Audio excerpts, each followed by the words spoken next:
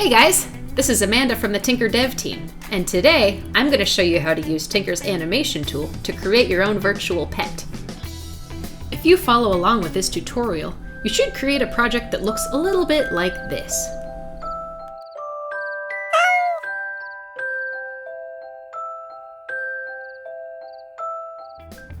Without further ado, let's hop right into it. Step 1. Design your pet. The first thing you should do in this project, of course, is think about what sort of virtual pet you want to make. Is it a real-life pet, like a cat or a dog or something else? Is it a wild animal you can't normally keep as a pet? Or maybe it's something silly like a pet rock, or something made up like a slime or a dragon. Think a little bit about it and have fun. That's about all I can say about that. When you're ready to start drawing, click on this Add Actor button, and then select the Drawing tool. Now, for anyone who has not used Tynker's Drawing tool before, I'll give a brief overview. Down at the bottom of the screen, you can see all of the different colors you can draw with, such as these preset colors, of which there are quite a few, or you can click on this color wheel to choose a custom color. Over on the left, you can see all of the different tools you can draw with. The pencil tool will give you a nice sharp line. Of course, you can change the size if you don't like drawing with the big one. The paintbrush tool will give you a nice soft layered look to your art like this, which can be really nice for doing highlights and shadows. The eraser tool is hopefully self-explanatory. That will erase anything in its path. The fill bucket will fill in any enclosed area with a solid color. And there are other tools here like the stamp, which gives you some preset pictures, the shape tool, which gives you lines, rectangles, and ovals, and the text tool to put text in your picture. For the time being, I will delete everything here because this is a little bit of a mess, and get started on some of my own artwork. I might speed the video up so you don't have to sit through me drawing for 20 minutes.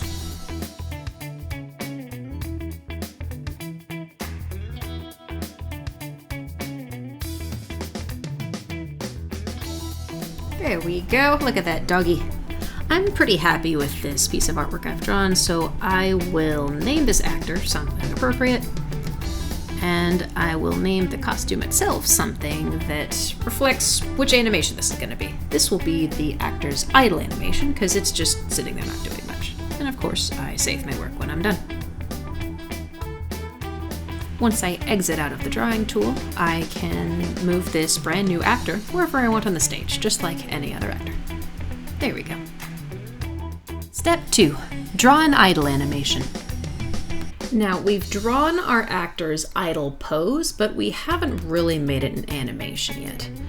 To make it an animation, we're going to go back into the drawing tool by clicking on this pencil icon here, and first of all, let me rename this costume to something that implies it's one frame of an animation.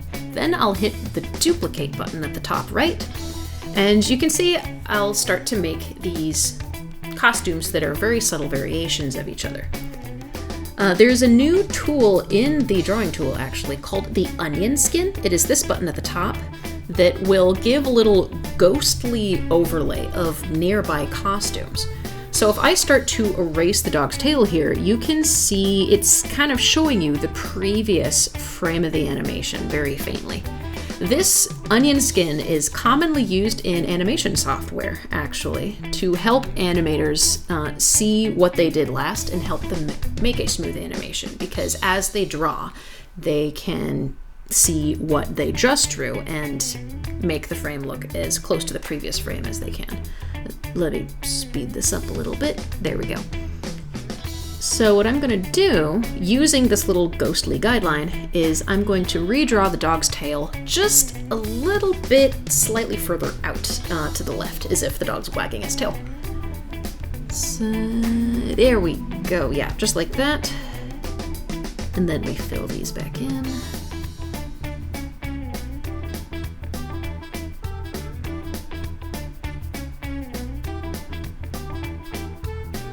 See how everything is scooched just a little bit more to the left? This will be one frame of the dog kind of wagging its tail outwards. From there, I'll use, let's see, Yeah, the eyedropper tool, grab the fur color, fill that in, repaint my shadows on, and there we go. Now I'll repeat this process with another frame, and I'll probably fast forward through this again, actually.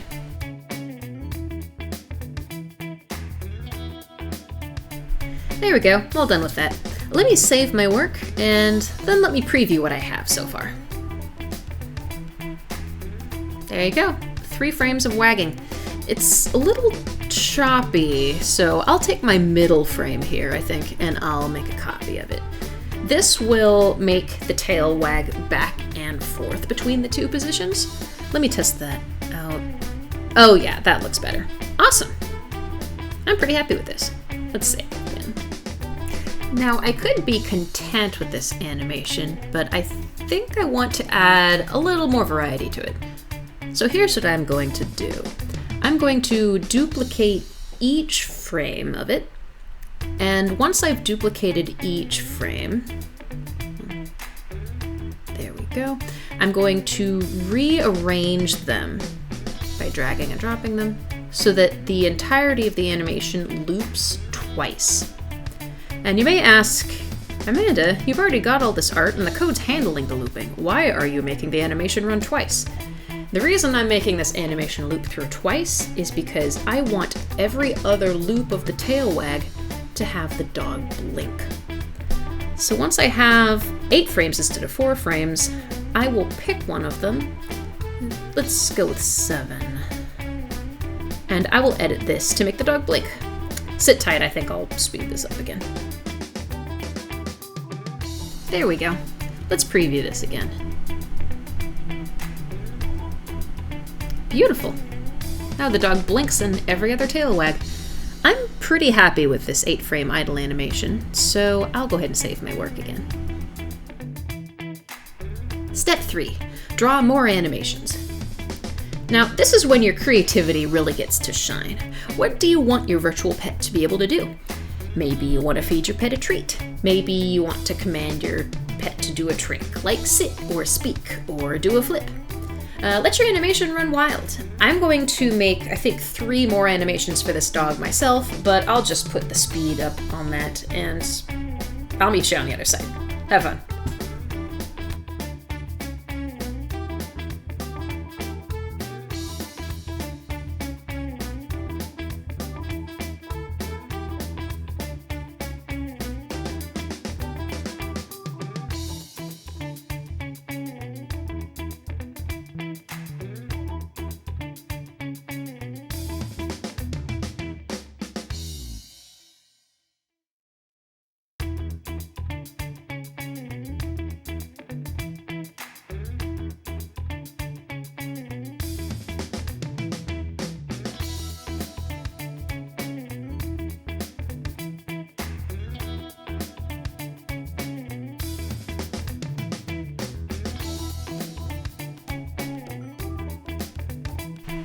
Phew, thanks for waiting.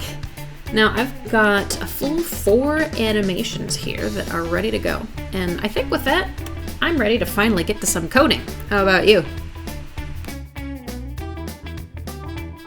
Step 4, build the animation loop. Now that we're done with our art for the moment, I'll go back to our coding area. Let's get this animation going. The first thing I'd like to do is get up some simple code that loops through all of my characters' costumes. If I start with the onStart block, then I attach a forever loop from the control category. If you've done animation in Tynker before, this may be looking a bit familiar. The next costume block will switch to the next costume on the character, and last but not least, this wait block will put a slight delay between them. Let's pick something kind of small. There we go. Let's play this and see what happens.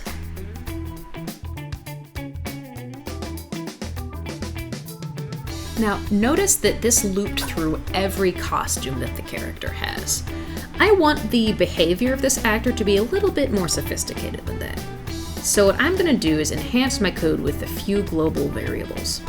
If I click Create Variable here, and make sure I click for all actors so that all my actors can see it, I'm going to create one variable called animation state, which will basically keep track of which animation I'm playing at any given time, and a second one, again, global, called frame delay, that will keep track of the pause amount I want between each costume.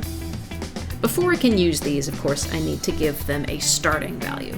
So I'll use this set2 block to set the initial value of animation state to idle, and another one to set the initial value of frame delay to, I think that 0.2 seconds is fine. Now this is when the fun part happens. If I go back to my code palette, return to the looks category, do you see this next costume starting with block right here? This is similar to the simple next costume block, but it will only loop through the costumes that start with a certain little bit of text. If I put in the word idle, for example, it will only loop through these first 8 costumes. If I punch in speak, it'll only loop through these 5, and so on. So I will replace this block, first of all, and then I'll go grab my animation state variable and plug that in. What this will do is loop through whatever I have saved as the animation state. I can also plug in frame delay for a similar effect to use that value there. Now, if I go run my code to see what happens here, you should notice it only loops through the idle costumes, which is exactly what we want. Awesome. Let's save our progress and keep going. Step 5. Change the animation. The simplest way to make our virtual pet interactive is to put some clickable buttons in it. So I'm going to go add some new actors to this project.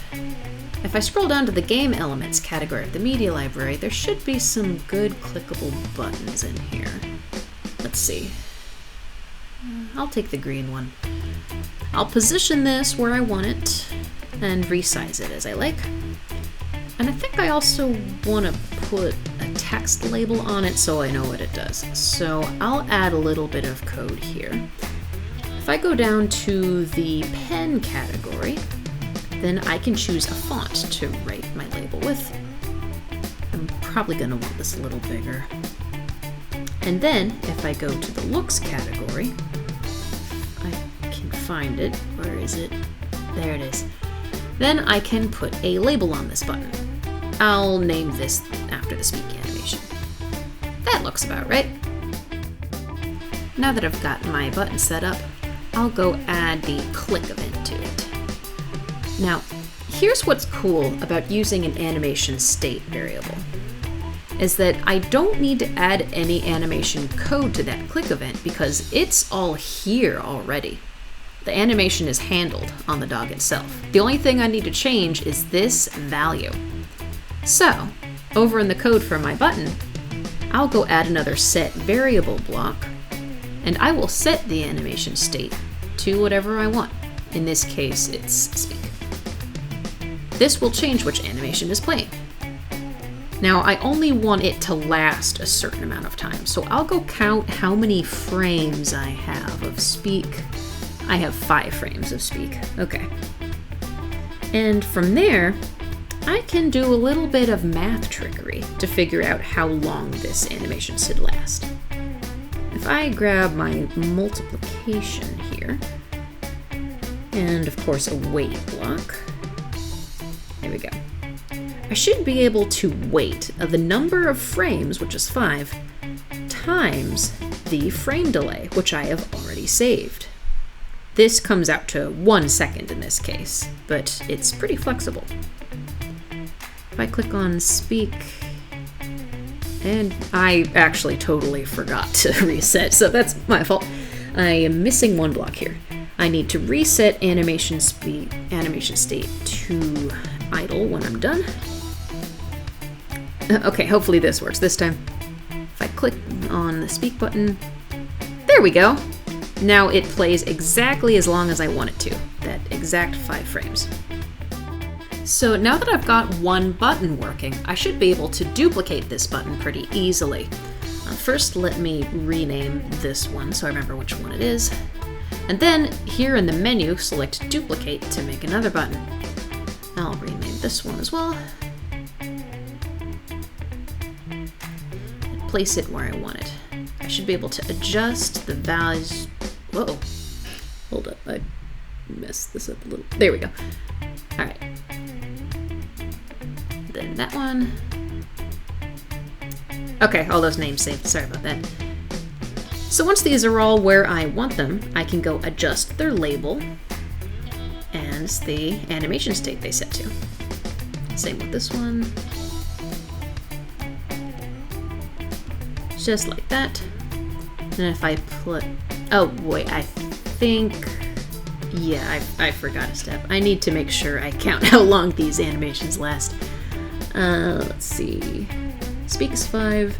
Pant is 9 frames, okay? And whimper is 7 frames. Alright, so if I go into the pant button, I make this number 9. And on the whimper button, I make this number 7. That should make these last the right duration.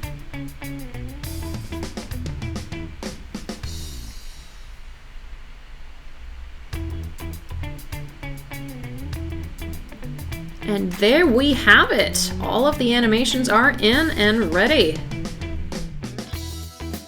Now that you've got the basic code in for all of these animations, there's a lot more you can do with this project. For example, you could put sound effects on each of these animations. If I wanted to put a dog whimpering noise, for example, on the whimper, I could browse for one. I think we have one in here somewhere.